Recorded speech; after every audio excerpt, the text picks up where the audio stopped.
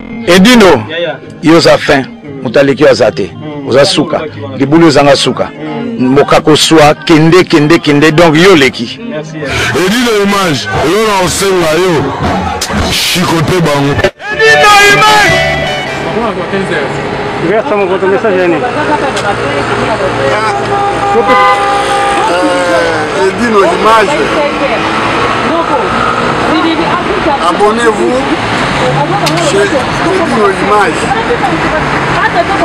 Télévision Malonga Yangoui. Alors, là, nous allons parce que Azo s'adressait à Mazembe.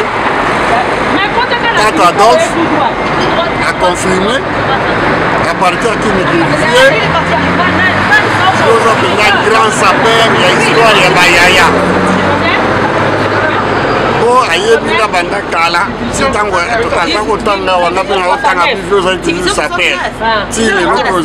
Adolphe a confirmé. Pas le plus grand sapeur. Donc, pas toujours papa Oumela, ma jeune fille Yaya Oumela, Bana Mibali Yaya Oumela, il faut la Oumela pour tout ça mon thème ya pembe. Tout ça mon abaye o baza age moko na yo mingi baza ba orgueillé balinga komona ba makambuté. Mais yo vraiment Olanda ka batu partout. C'est quel nous anime? Balobi secret na ngai te. Nazalina garçon na mingi de mon papa, il y a poto liboso na bino. Awumela watanga wa.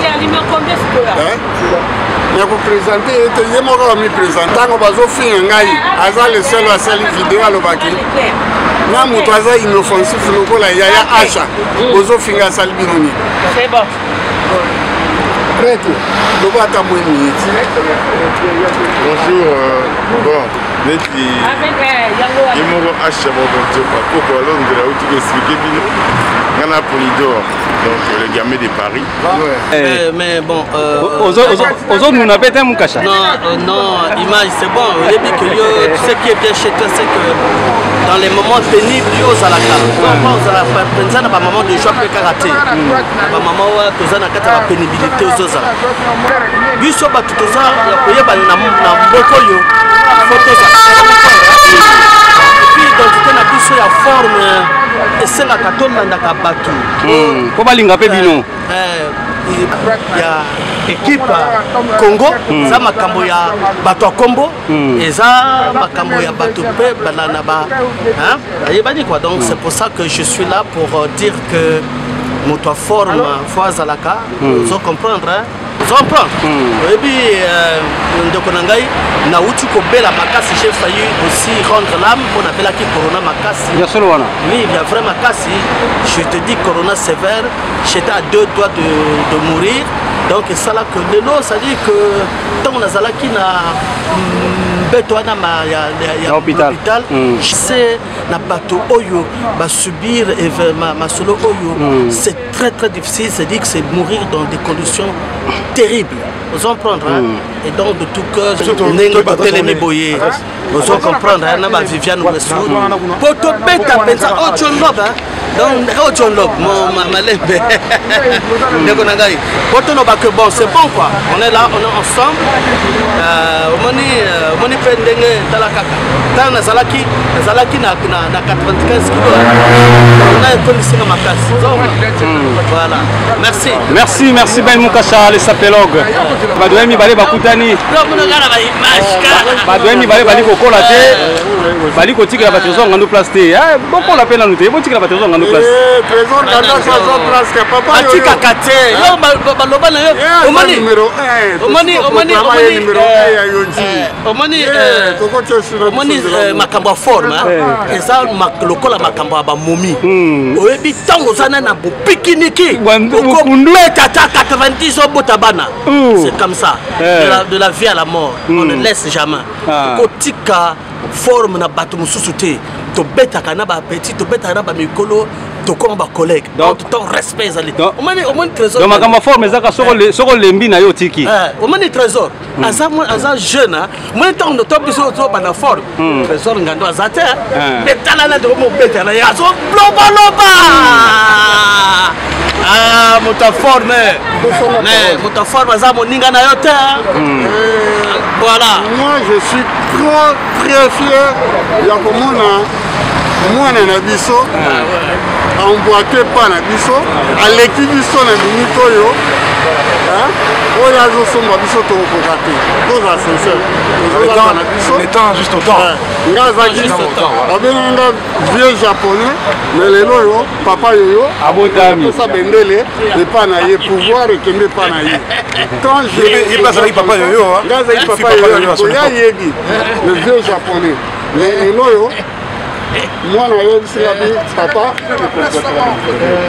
tikela ngai place asenga pouvoir ayibango te nga mpe na ndima natikela ye yango c'est-à-dire aza incontournable trésor ngando mpenza bayebaka moto asala kombo te oyo asala kombo te oyebe ndenge nini baka likambo moko nayeba lisusu kulutu ezala koto po yo oza moto alinière te kulutu mwa molili ezobomba c'est bon wemba amemi biso tokende kobeta concert na Belgique oyo ezaki filmé na Canal Plus aloba na biso ke nazali mpe na kati ya train wana les mots-là unification comprendre la sapologie oyo mindele bakomiso na oleka babimisa la sapologie sapologie merci beaucoup le président père fondateur de la sapologie lui-même en présence Ben Mukasha le milliardaire en vêtements ouais c'est bon baboya basambwa te baboya pété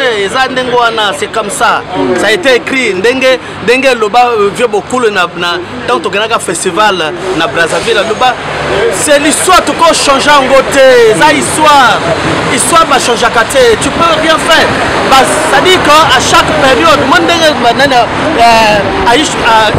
mo votaru to loba acha mo votaru to loba trésor ngando mais tout ton beta forme trésor azati mais aiko kota tondimi il faut à chaque époque chaque ville à chaque histoire ya histoire tant le bi eza ndenge wana ko changer ngote na ndenge na yo vous comprendre à chaque époque son histoire à chaque époque ko changer ngote eza ndenge wana balobi que Ben Mukasha ye moto fonda sapologie c'est une réalité et ça histoire balobi que Niarchos c'est le patron de la religion qui tendait mota fonda ka idéologie wana c'est une histoire et c'est une réalité vous comprenez ça ndenge wana les gens ils créent les choses et puis et simbi et qui ça te kono on yete o bongo nani non histoire et le but est que donc ndima mutu soka sala eloko na ye ndimaka vous comprenez papa mbaloba comportement aloba kanto angolo inzo angolo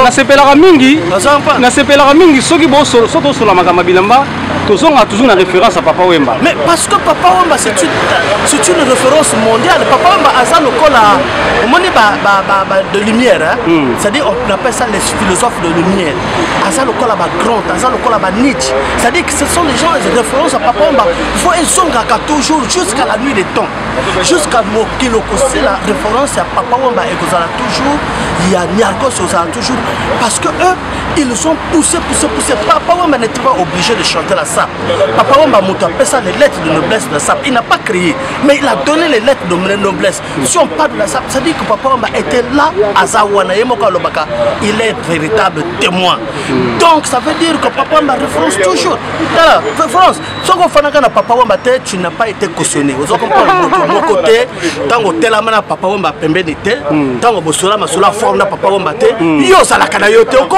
loba tu peux beau parler ça ne marchera pas les andengona te génération asika ce que kangami na papa yoyo c'est bon.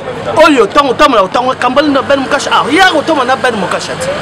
Na acha mo photo. Wana au cautionner référence là. Donc ma référence. Il faut dans la référence. C'est ça, il faut dans la référence. Donc on peut péter bateau peut varier les lots. On va botter en 2015, 2014. Il faut aussi la époque, mais nous on parle vraiment d'une époque irrédoutable. On parle d'époque au petit forme au Kamina papa et moi. Et voilà quoi. L'époque on a déjà l'équipe. Malgré que tu sois les lots, tu peux tomber ma boque. Mais en tout temps faut respecter. Oh, il y a pas on y est moningate parce que on y est mutu. Ça c'est dans la on n'a pas cela forme. On va respecter les gars qui ont vécu. Voilà. Mon frère, na ma soleil forme et ça moni osomona kana haute couture. La haute couture ba cliche ba kene kuna tono ba uzo kene ubunda non. Na tamba ça va défiler de mode au monde. La sape est noble, la sape est lokoko, il y a respect. Et donc quand tu pratiques l'art sapologique, il faut oser la violence, oser un homme public, oser même mutumoko dans la makamona normal. La image. Et dis-nous. Yonde, omoni yonde. Toloba te odino image. Il frappe les vêtements comme Ben Mukacha. J'adore ça parce que tu es très valable. Je te remercie et tu es un homme à mettre au devant de la scène. Tant on te betaka, John Lob, Naba Viviane Soud, Bango Bazola la Pombi. Mais bien sûr, merci Ben Mukacha. Voilà, donc c'est bon, donc on est ensemble.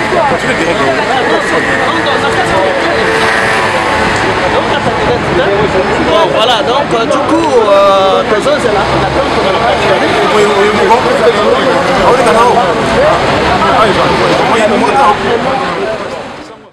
Edino, yoza fin, mutaliki azate, oza suka, libulu zanga suka, mokako soa, kende, donc yo leki.